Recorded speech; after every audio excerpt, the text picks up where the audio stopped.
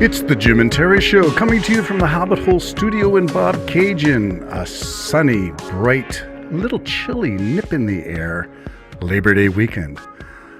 Labor Day.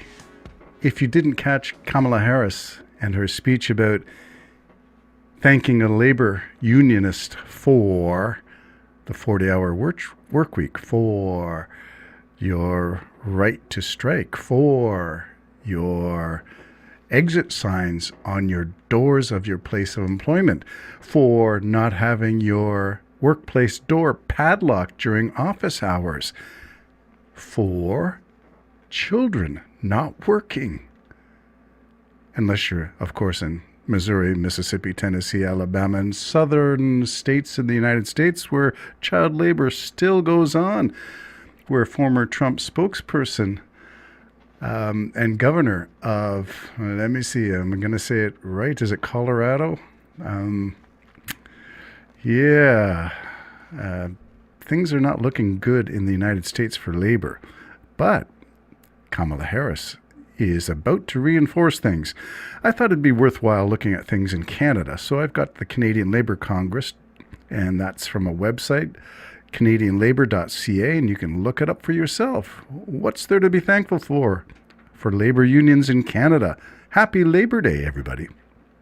Well, let me remind you of some of the things that happened in Canada's labor history.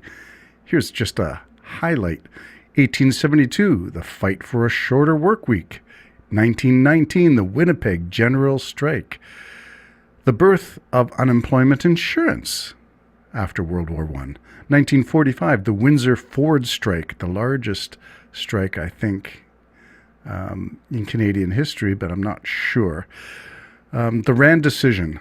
The Rand decision was that everyone who benefits from the fights, successful fights that labor waged against management and ownership, that if you work in such a place where you have benefits that labor unions had got for you, then you aren't obligated to join the union, but you should pay. Everyone who benefits should pay. Sounds like common sense to me. 1956, the founding of the Canadian Labour Congress, which is the site from which I got all this information.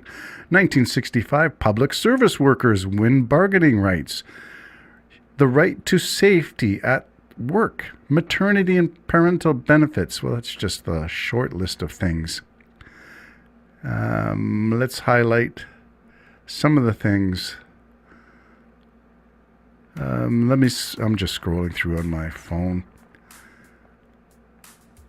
And I'm going to look at the right to safety at work. 1960s, exploitation of workers, especially immigrants, was still widespread, especially in the construction and trades. Many barely earned enough to support their families, lived in fear of deportation, and were forced to work in very unsafe conditions. Many, even unable to speak English, were unaware that they had any rights at all. On March 17, 1965, Italian immigrant workers were trapped 35 feet underground, and this was during the construction of a tunnel at Hoggs Hollow underneath the Don River near Old York Mills Road and Yonge Street in Toronto. The tunnel was just 6 feet in diameter, and the men had to crawl underneath a 36-inch water main running through the tunnel to pass each other. They hadn't been equipped with hard hats or flashlights or basic safety equipment, and a fire broke out. They were trapped. The various attempts to put out the fire and rescue them proved to no avail, and the tragedy of these 5 immigrant workers became the catalyst for reforms in occupational health and safety. Unions led the fight to get Ontario government to take workplace health and safety seriously. Remember, this is 1960, leading to the passing of the Industrial Safety Act. The Act was the foundation of the Canadian Labour Safety Code that passed nearly a decade later. It clearly set out laws and regulations for the safety of workers in Canada. Saskatchewan took an additional step, passing the Occupational Health Act, considered the first legislation of its kind in North America. Saskatchewan, where are you now? The Act is still in existence today, making health and safety the joint responsibility of management and workers. Unions fought hard to give all Canadians three important areas of power. Number one, the right to refuse unsafe work. Number two, the right to know about hazards in the workplace. And three, the right to participate in health and safety discussions. Unions fought hard to day, even up till the present time, to keep forcing employers to fulfill their obligations. Did you know maternity and parental benefits weren't in Canada until 1971? Outside of that, prior to that, if you were pregnant in the workplace, you were forced to resign. Wow. So things have changed. That was just 1960. And of course, we have paternity leave now. There's now adoption leave, paternity leave, parental leave available to either parent, routinely negotiated with employers. And today, we advocate for better access to quality and affordable childcare, vis-a-vis Trudeau government's $10 a day daycare. Yes, these are all linked hand in hand. And again, this is all just a summary of things that you can find when you want to ask questions about labor in Canada or in the United States. Kamala Harris just made a speech this Labor Day weekend in which she mentioned a whole bunch of rights that we need to thank unions for. We all benefit for the work and the strikes, the cost, the unpaid work. You know, when you go on strike, you get, maybe your union is strong and has a bit of money set aside and you get a bit of payback, but you don't get paid for work that you're not doing. So a strike is a serious thing and a financial burden. But it behooves us to be aware of the importance of unions in the Canadian social fabric and in the way we look on labor, the way we have rights, the way we treat everyone.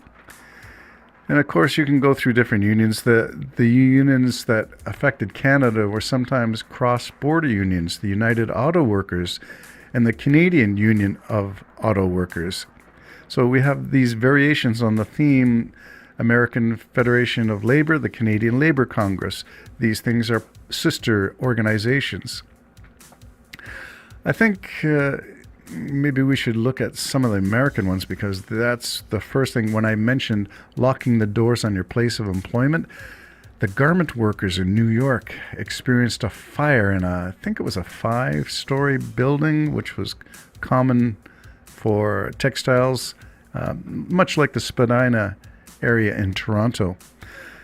And some of the first legislations for workplace safety came as a result of tragedy, where literally women were locked in their floors, and again, exterior staircases, so you couldn't get out the door to get to the staircase to escape the fire when it broke out. And I'm not sure the number, I could look it up, but I'm thinking hundreds of women were killed in that fire. And that began labor safety awareness. And 1843, Lowell Female Labor Reform Association begins petitioning for a 10-hour workday. And then it goes on to there. After her dress shop is destroyed in the Great Chicago Fire, Mary Harris, Mother Jones, begins working as a labor organizer. There is a left-leaning website that often, I think its chief editor is David Korn, who goes by the name of, the website is called Mother Jones. You can look it up, but again, it's looking at things that lean to the left, including labor, trade associations, and the importance of striking, and what we have gained from, 100 and plus years. The earliest strike I can recall was somewhere in 1909. Uprising, 20,000 female shirt manufacturers in New York went on strike against sweatshop conditions, 1909. So over 100 years of striking. That's the earliest one that I can think of, and maybe you can find more. The labor movement and immigrant rights go hand in hand, because immigrants are often the first people to be victimized by corporations, by owners, by managers, by who knows, people who exert power over other people. Labor movement and civil rights. If you've ever seen the movie Mississippi Burning, you know about the working together of labor and civil rights in the 1960s. And in America, those two movements became joined and became synonymous. The union movement is the forefront of efforts to ensure that the gains of the past are maintained and to fight for those who still denied the opportunity and equality of rights in the workplace. So again, we take these things for granted, but they were hard fought and came at a cost for those who participated in these strikes and workplace withdrawal of labor, withdrawal of services, until things began to turn. The 40-hour work week, 37 and a half in many places. All of that came when the usual work week was 61 hours. So these things take time to come to your benefit, but working health, safety, benefits, all of these things come through labor action. They weren't given by nice left-leaning liberal NDP ownership and management. They were hard fought for benefits. And so when you go to think of Labor Day, and I know my good friend Jim, who's absent this morning, not because he's not willing to come, we haven't found a way to make it work yet. So it may be another few days before I get Jim in the studio. He's not particularly fond of unions, and he generally stereotypes things and says they take money and they're just like the businesses. They're out to make themselves rich. Well, that's falling into a trap of stereotyping and a problem for people who don't agree with unions. Today, there's still a place. Proud OSSTF member, says I. And I look forward to the progress in the workplace health and safety in years to come. Stay tuned. Happy Labor Day, everybody. Bye-bye for now.